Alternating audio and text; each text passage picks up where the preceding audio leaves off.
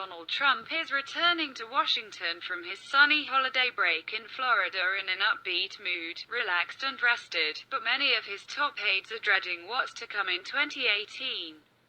After ending their first year on a high, signing a sweeping tax reform bill into law, Trump's advisors are divided about how to capitalize on that victory and maintain momentum going forward, with Hill Republicans again at odds over the legislative agenda. They're facing a brain drain on a White House that already had trouble recruiting top talent. Many senior West Wing aides are expected to depart in the coming year, with no replacements lined up. White House Chief of Staff John Kelly, who has already fired several presidential aides, wants to push out more, but has struggled to find suitable alternatives. And they're still working under the shadow of Special Counsel Robert Mueller's Russia investigation, despite repeated assurances from the White House legal team that the inquiry is wrapping up. The grim reality of 2018 has generated a sense of foreboding among White House aides, according to more than a dozen current and former officials and outside advisors. West Wing aides, who worked furiously to push through legislation and executive actions during Trump's first year in office, expect limited prospects for getting things done in Washington this year, heading into a contentious midterm election. They absolutely should worry about 2018, said Ari Fleischer, a former press secretary to President George W. Bush. I do fear a wave election. Democrats are highly motivated to vote against Trump and all Republicans. Trump has got to grow beyond the base, and he has got to make himself less hated among a group in the middle. While Republicans were unified in their desire to reform the tax code, they are now split over which legislative initiative to tackle next, a dispute the Trump White House, which has sometimes delegated the nuts and bolts of legislating to congressional leaders, has done little to settle. And with a diminished margin in the Senate, after Roy Moore's loss in Alabama, Republicans now hold just a 51-seat majority. White House aides and Republicans in Congress say they have little hope that much, if any, meaningful legislation will reach the president's desk before the midterms. Behind the scenes, White House aides and Trump's outside advisors are engaged in a fierce debate over the shape of next year's agenda. At issue, whether to appeal to traditional conservative voters by tackling welfare reform or instead push forward on the president's long-promised infrastructure plan, which could attract Democratic support and win over a broader slice of the electorate. Several Trump advisors have urged the president to strike a more bipartisan tone next year, encouraging him to facilitate a deal with Democrats on the DACA program for undocumented immigrants and then quickly move to an infrastructure package, a sequence that would significantly delay welfare reform.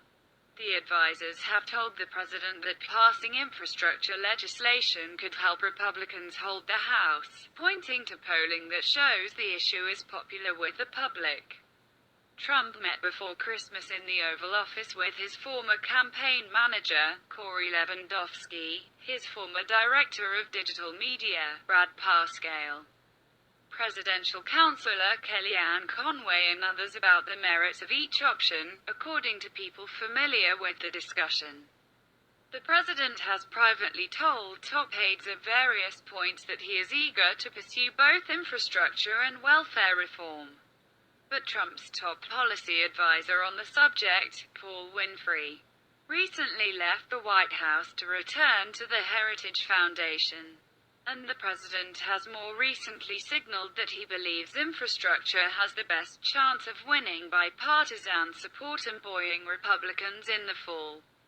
Some of the president's outside advisors say that's the right approach. Infrastructure first, said former House Speaker Newt Gingrich, a longtime Trump ally.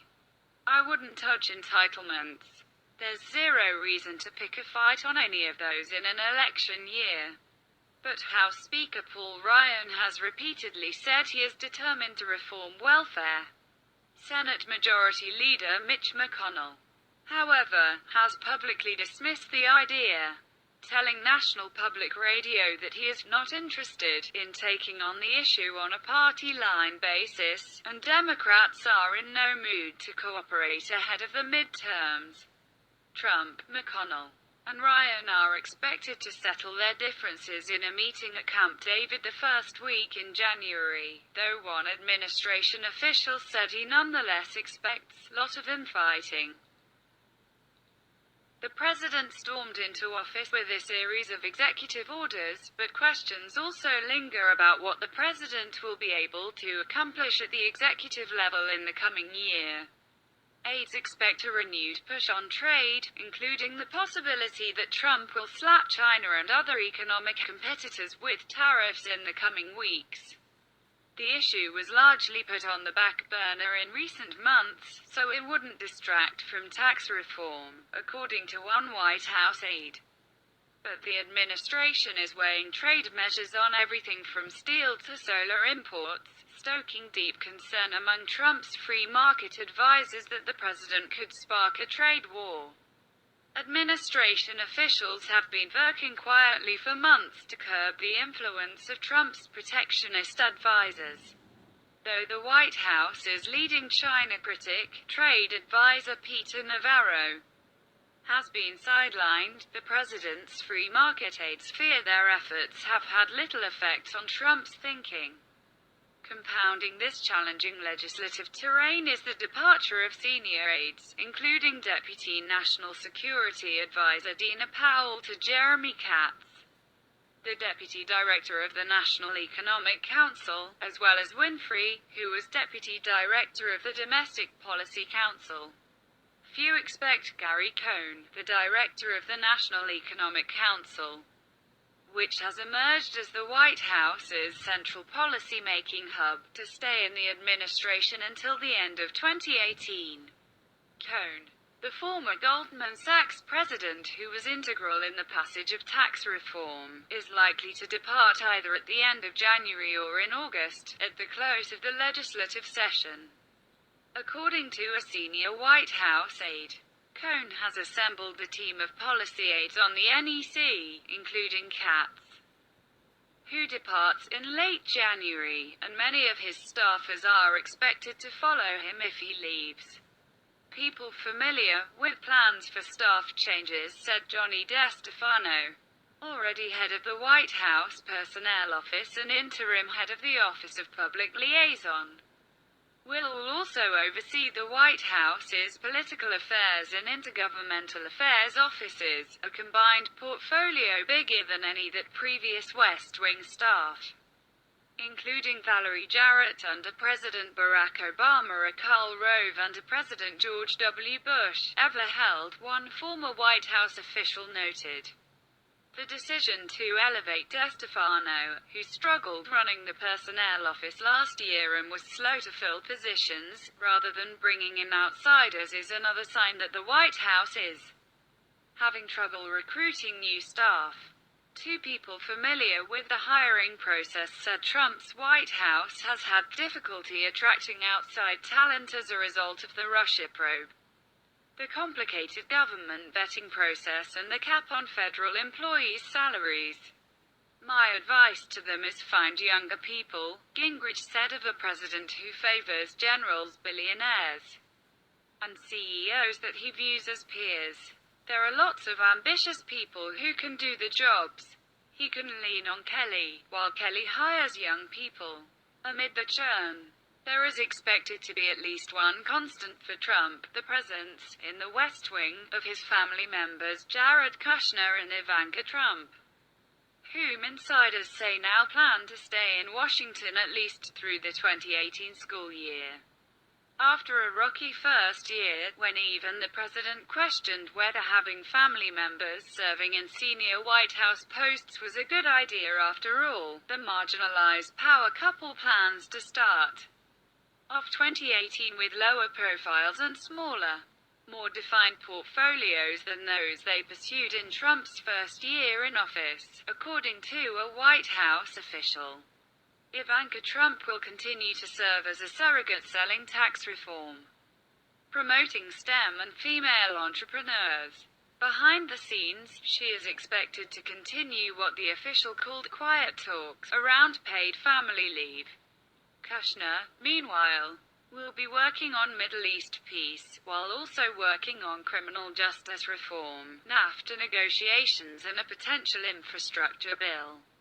Kushner, for his part, is still widely viewed as the White House official with the most exposure in Mueller's probe, having reportedly instructed former National Security Advisor Michael Flynn during the presidential transition to reach out to United Nations Security Council member countries, including Russia, to encourage them to oppose a resolution on Israeli settlements. While the White House's lawyers, led by Beltway powerhouse Ty Cobb, have been assuring Trump that Mueller's probe into Russian meddling in the election is likely to conclude in the coming weeks, most of the president's senior aides not only dismiss that as fantasy, but expect the special counsel's investigation to ramp up in the coming year. For Trump's closest aides, that means weeks, and potentially months, of the president's dark moods, which his lawyers have sought to alleviate in part by assuring him the investigation is nearing its conclusion, first by Thanksgiving and then by year's end. It's a strategy that one White House aide predicted the president is likely to pick up on. "I'm among those who can't conceive of it ending in a matter of a few weeks," said a prominent Washington attorney advising one member of the administration. "I can't imagine they actually believed it when they said it, though it's hard to imagine lawyers deliberately misleading their client like that."